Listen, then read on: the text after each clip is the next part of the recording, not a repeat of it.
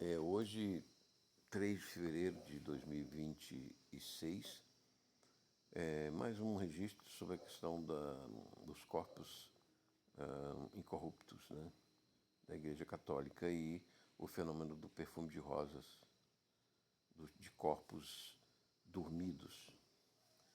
A Igreja tem uma tradição, a Igreja Católica. Quem?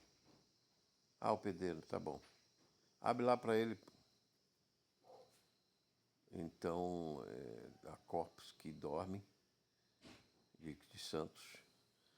E existe até uma narrativa aí na rede de uma missionária que teria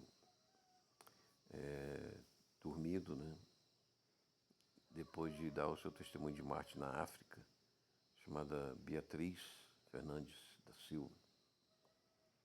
E o doutor legista que fez a autópsia reparou que o corpo não esfriava, 25 graus, 24 graus numa câmara de 4 graus, e o seu sangue estava líquido ainda, depois de 3 semanas, e os órgãos não tinham sofrido autólise, que é a decomposição, os órgãos vitais e o cérebro, que é o primeiro a decompor, também não tinha sofrido autólise, e o seu sangue estava com todas as características de mitocondriais, de membrana das células, tudo intactas, etc. E um perfume de rosas. Então, mas apesar de terem feito toda aquela autópsia, né, cortar os órgãos e tirar para provas e tal, o CRM foi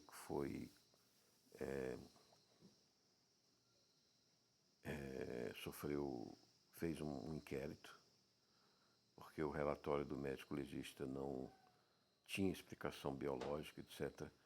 E depois de 3 semanas e mais alguns dias foi liberado para sepultamento. O corpo começou a ter o processo normal, né, de decomposição, mas ficou 3 semanas ou mais sem se decompor, né, quebrando todas as leis biológicas, médicas e químicas e bioquímicas que se conhece. Esse médico era chamado Ricardo Alvarenga, de Campinas, lá em São Paulo, Instituto Médico Legal.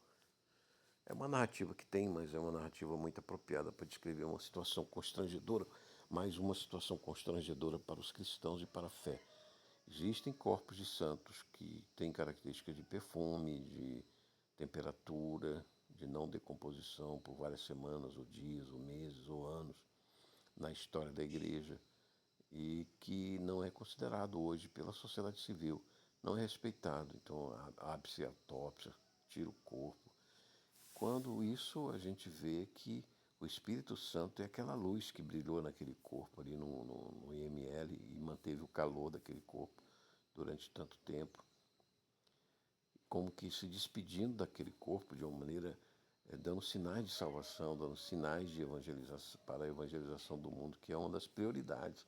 Então os cristãos, a igreja, deveriam ser mais atentas para isso, politicamente, e exigir os seus direitos, né, diante da sociedade civil, para que fosse respeitado o corpo dos santos que apresentam esses sinais.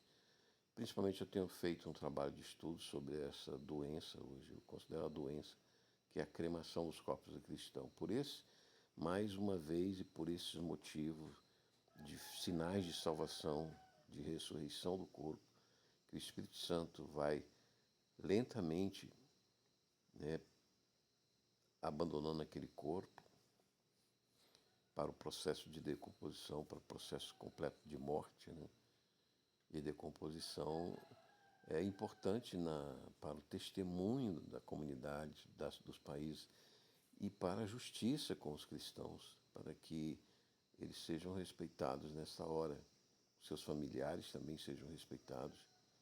Então esse corpo, essa narrativa, que não tem investigação da realidade dela, mas conta a história de que essa missionária foi degolada por muçulmanos na África, e ela veio num caixão fechado de metal, como manda todo o protocolo, nesse caso, com pressão da Igreja do Vaticano, com pressão de comissões de direitos humanos, etc. Toda a política internacional, com protocolo de relatório de médico legista, etc.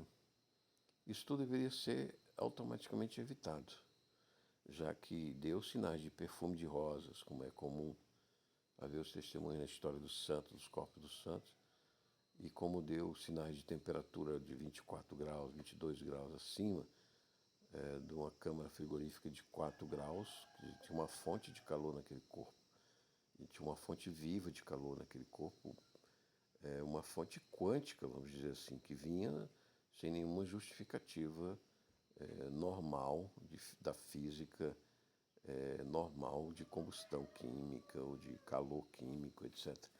Então isso deveria ser respeitado, as leis, as constituições dos países livres, democráticos, deveriam respeitar esses fenômenos e impedir a cremação e a autópsia, a mutilação desses corpos.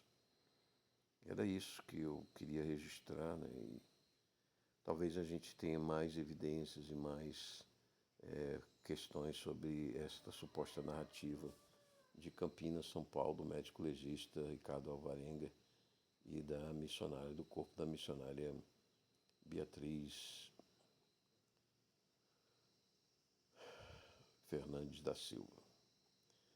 Não dá nem para procurar na rede, porque existem sinônimos, tem muitos homônimos com esse nome, e é difícil a gente encontrar algo mais, uma evidência mais oficial, mais real, mais apropriada para dizer da realidade. Mas essa questão está colocada para os legisladores do Brasil. Paz e graça, Alf.